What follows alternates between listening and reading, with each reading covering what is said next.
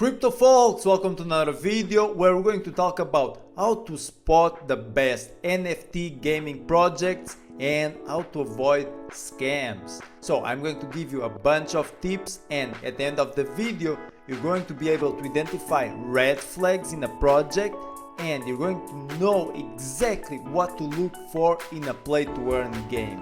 So if you're looking for a new game to play, or maybe you're considering to invest in an NFT game that is in its early stages, then I suggest you watch this video until the end. And I also suggest that you subscribe to the Crypto Herd, because twice per week we bring the most exciting news of the play-to-earn world to your screen. So, how to spot the best NFT games? Here we go!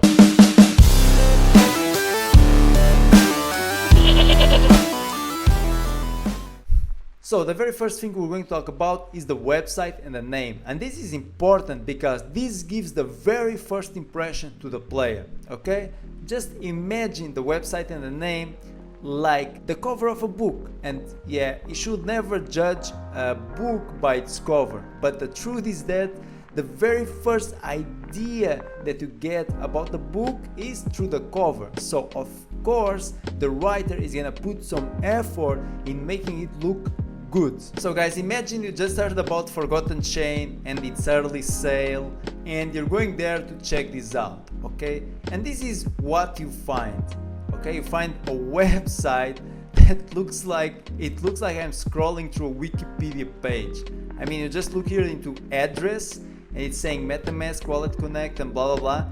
And this is not even aligned with address. I mean, the design is really basic. I'm not saying that Forgotten Chain is going to be a horrible project, but this definitely doesn't help the project at all. But at least I can tell you that Forgotten Chain has an original name, and that's a good thing, okay?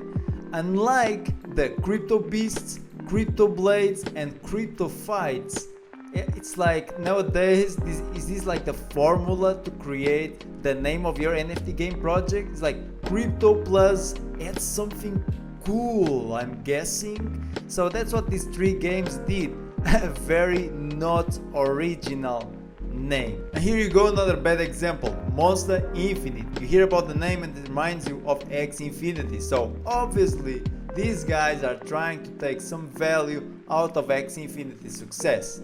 And that's also not good. So guys, just because a game doesn't have a good website and good name doesn't mean that it's not going to be successful. It just means that the team didn't put enough effort into giving a good first impression to the community, and that's a red flag.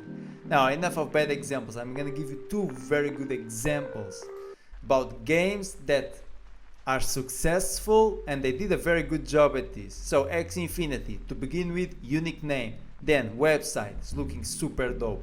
A Digital Nation, Battle, Collect, Earn, very strong. Okay, so you scroll down, the website is very engaging.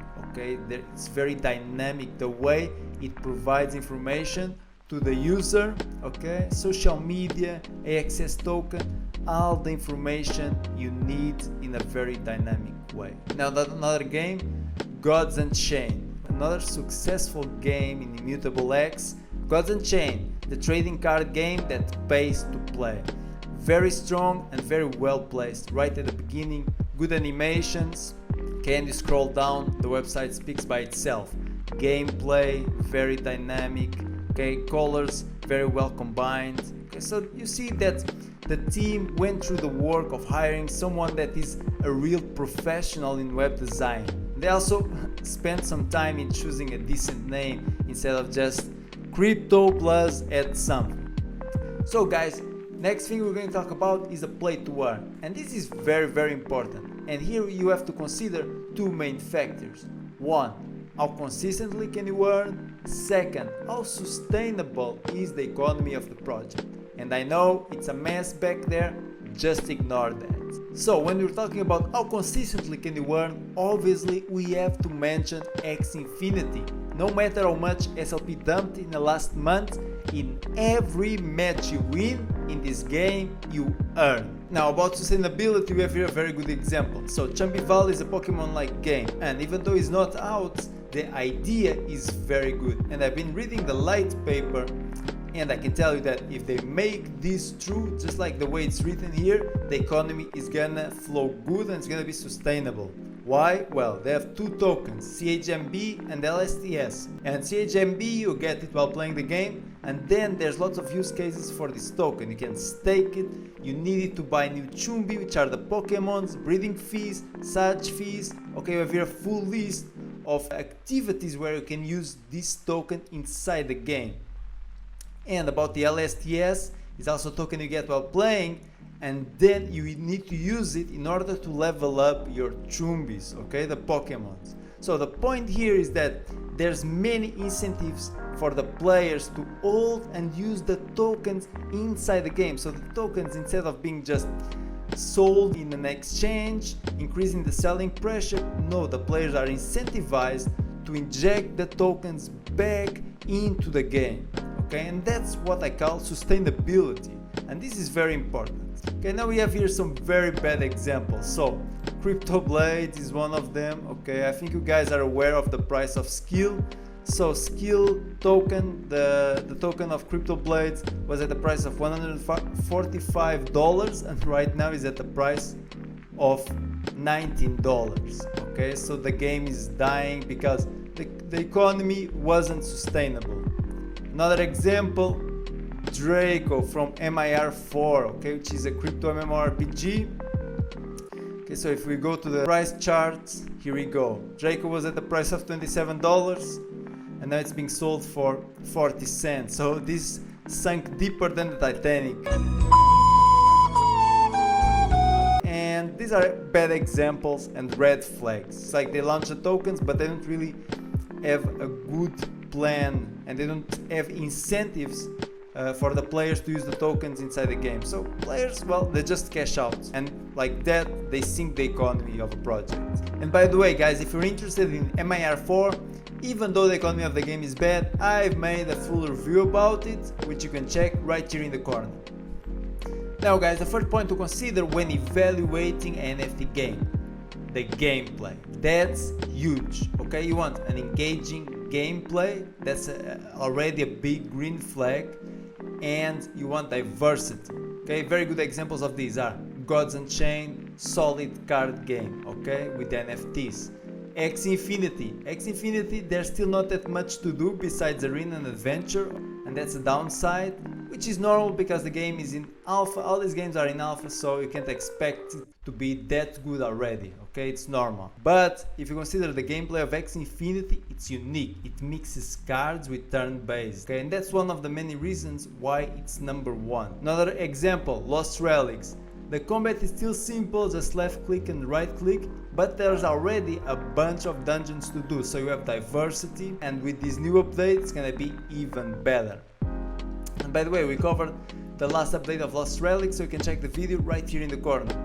Another example, Voxes. It's a game that is still not out, but they're doing a turn-based tactics game, just like Final Fantasy Tactics, and there's no other game like that. It's unique. There's no other play-to-earn game with the same style as Voxes. So that's another project that is still not out, but I believe it's gonna be successful. Now about some bad examples.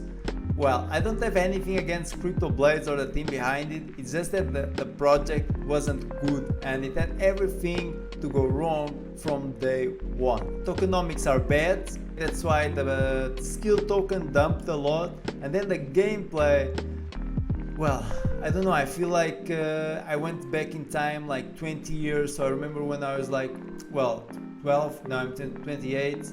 I was like playing these browser games that were like really simple, and you'd get like a report when you attack someone or something. So that's what this feels like, a game that was made 20 years ago. So this is a bad example. Obviously, people were not gonna be engaged to play these. But this game was really a big thing. The community was crazy about it. Crypto Blades here, Crypto Blades there. Every Discord channel was talking about this. You know, because they promised that you will get back the ROI in like 30 days. But now it's sinking because people didn't do this analysis. They didn't see the red flags. So I'm telling you, you guys don't want to invest in an NFT game and then it looking like this on its release.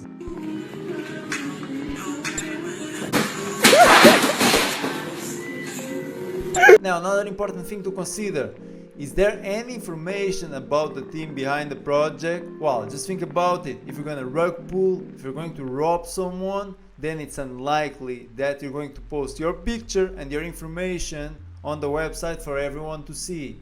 Okay, very good example of this, Amber Sword. You come here and you can see all the information about the team, their social media, everything you need to know, and that's a positive aspect. And now an even better example of that, Illuvium, they're showing all the information about their team members, and on top of that they have known developers. Just look at this, Nate Wells, and is known for his work in The Last of Us and Rise of the Tomb Raider. Okay, so that's huge. This is the type of information you need to look for if you want to know if a game is legit and it has a high chance of success, or if the game is going to be a scam. Greetings, this is Chris Wood, Design Director at Pixelmatic, based here in the glorious city of Shanghai. And this is our first video transmission for our first newsletter. So yeah guys, this is Chris Wood 3 years ago. So Chris Wood is a developer in Infinite Fleet, and the team behind Infinite Fleet started creating content, creating a Discord server, social media 3 years ago, way before there was a trailer, way before the closed alpha. And that's a very positive aspect. Why? Because this is our last parameter, the community and the interaction the team has with the community. Okay, so if you have a big community, that's very important, because you don't want to end up with a very rare NFT that no one wants to buy. So for this you need a community. Community creates demand for the assets of a specific NFT game. Then the interaction of the team with the community, it's also a very positive aspect. And this is a very good example of that. Infinite Fleet and the team behind it, they've done a great job at this. 3 years ago they were popping content and they were creating this huge community that right now is buying all the ships, all the NFTs they're placing on the store. And by the way, we're going to have this very same Chris Wood on the Crypto Herds YouTube channel next week. So that's another reason for you guys out there to hit that subscribe button with the notification bell on. So Crypto Herders, I hope you took some value out of this video, and if you did, I would be really grateful if you would leave us a like, because it helps a lot with this YouTube algorithm stuff. So after this video I'm going to be really disappointed if you guys out there waste your time, the most valuable resource, and your money on dead-end crappy project. So don't disappoint me guys. If you have any question, leave it in the comment section, and feel free to join our Discord server where you can apply and be part of the TCH family in either X Infinity or Amber Sword or Infinite Fleet, because we are present in these 3 crypto worlds. So once again guys, thanks for watching, and I just want to say that never ever stop fighting for your dreams. You have one life, one shot. Make it count. See you guys next video.